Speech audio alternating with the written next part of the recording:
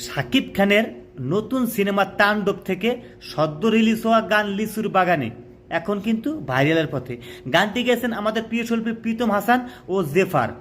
আর ভিডিওতে দেখা যাচ্ছে শাকিব খান ও সাবিলা নূরকে একেবারে নতুন রঙে। লিচুর বাগানে কে দিল পিহিরিতে।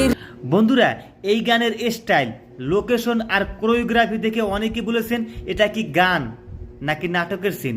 বিশেষ করে সাবিলার নাচ আর শাকিব খানের স্টাইল নিয়ে শুরু হয়েছে প্রচুর সমালোচনা।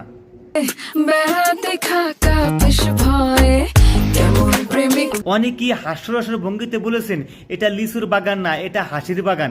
আবার কেউ বলেছেন এই গানটা একটা এক্সপেরিমেন্ট, যেটা হয়তো ট্রেন্ড ধরার জন্য বানানো হয়েছে।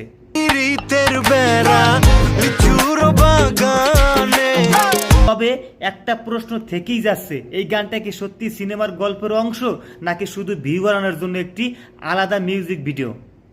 গানটা এত আলোচনা কেন আসলো?